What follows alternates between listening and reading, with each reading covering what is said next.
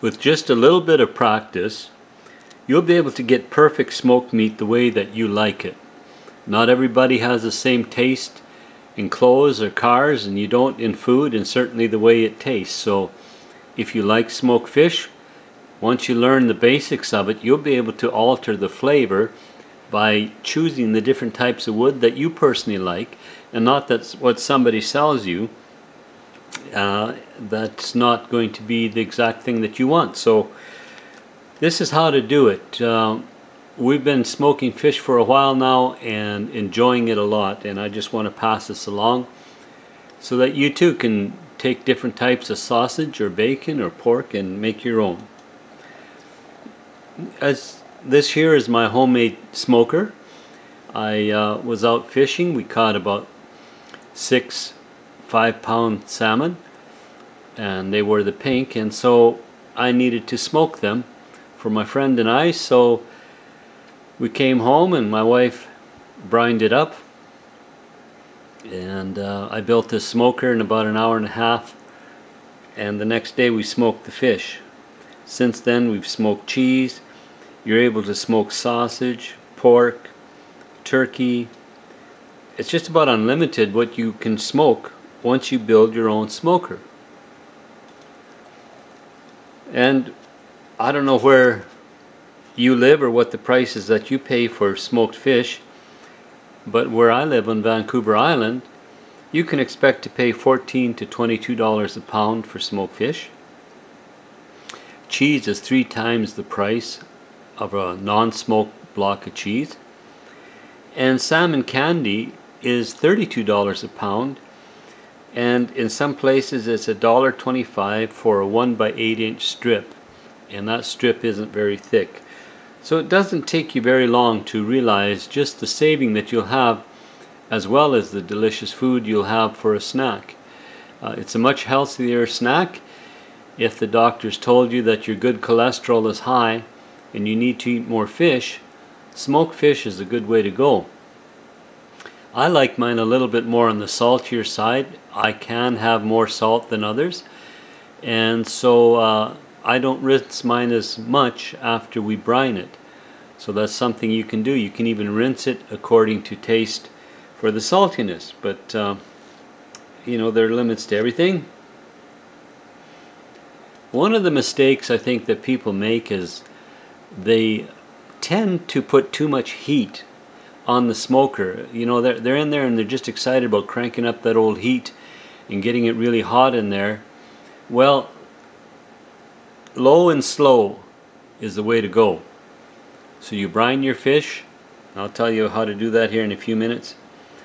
But once you get it in the smoker, you can just see just the wafts of smoke, just the whiffs coming out here and here. I've got a little vents on each end to help control the amount of heat inside, because you don't want it too high.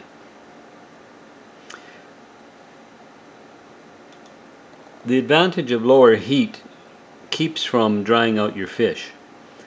And so we've started another batch here. These are nice sized chunks and they well shrink down, and we've got our chips on the bottom and the smoke going. We're using alder and apple chips right here. The idea is because for the lighter meats, that tends to be the way to go. Once you get into heavier meats, the beef and things like that, you will probably want to go to a hardwood, you know, hickory, maybe cherry wood, oak, mesquite, things like that, and you get your flavors. When I built this, you'll notice I put a little ring around here. It's just a little bit more of heat protection. It's just some thin eaves trough material I bent around. I had a piece at home. I have a piece of tin in the back. I have this oven pan on the bottom of my electric range, little electric range there, cast iron pan, and we're away. The brine that we make for the fish is 1 cup of brown sugar. The darker brown sugar gives a little darker color. 1 cup of non-iodized salt, and 1 teaspoon of pepper, and the pepper helps keep the bugs or the flies off. I don't quite understand, but a little bit of flavoring too. And we have brined the fish batches now ranging from 3 to 14 hours. We've tried the dry brine, which is just rubbing the brown sugar, salt, and pepper on the top and bottom, putting it in the fridge and letting it just draw the moisture out of the fish. You'll see moisture form. And we've also tried throwing it in a pail and soaking it. We don't know that much about it to give any expert advice, but we are getting professional results in the sense that people who have tried the fish said that they've paid a lot of money to get something as good tasting as what we did with just this style of a smoker. It was just, you can just see pieces. I've got the top here that comes off, or the bottom, just to quickly open up, throw some more wood chips in. I find that it takes about 1 hour to 90 minutes to burn up a small pan of chips. You don't want to really overdo it, so I'm keeping the heat on 5. The next setting is maximum, and I don't use that until I'm finishing off. As you smoke your fish, you'll need to baste it, and you can put your base mixture on. Now, there's all kinds of elaborate recipes out there that call for onion and garlic powder and lemon juice and soy sauce, things like this. You'll end up finding something that you really like for you and your family. And then you can taste and smoke it to your taste and enjoy your fish, your pork, your sausages, your bacon, whatever you want to do.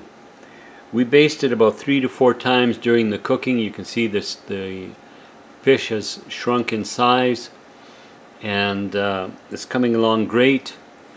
And our basting is maple syrup. We found that's really good. We've tried maple syrup and honey.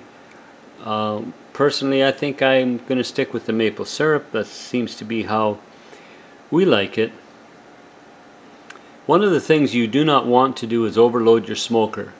I had I had 2 more shelves in here, and I put in a lot of fish, and I basically had too much area, too much fish for the size of the smoker. So eventually you'll figure that out for yourself, what size of smoker you have. This one here is 28 inches across, about 27 inches high, and 14 inches deep.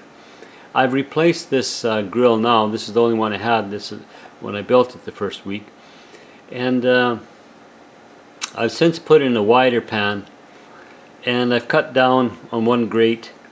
I used to have it about 40 inches tall and had another grate on top yet, but I think the size got too big for the one electric pan, and therefore I was defeating the purpose of getting that fish smoked, because the top wasn't smoking as good as the bottom. It wasn't drying the same, it wasn't curing the same. So with it smaller, you'll get better results. So don't overload your smoker, and you're going to get great results. So I would suggest go out, get one, buy one, whatever it takes, and enjoy the end product. On the other video, I showed a metal barbecue that we turned into a smoker. It had a pot underneath that I put the chips in, and I put the electric pan under that. We didn't like the taste as much. It just may be us, I don't know, but we're going back to the wood. We also used the charcoal, hardwood charcoal, and that flavor for some would be great. That's usually what you buy around here when you buy fish. Is it has the charcoal light hardwood flavor, and we didn't really care for that taste as much as our own recipe. So experiment, try different things, see what you like, and you'll soon find that you're on your own way to doing it just the way you like it, and at a lot better price. So have fun and enjoy smoking all kinds of things as you make your own smoker. Thanks for watching.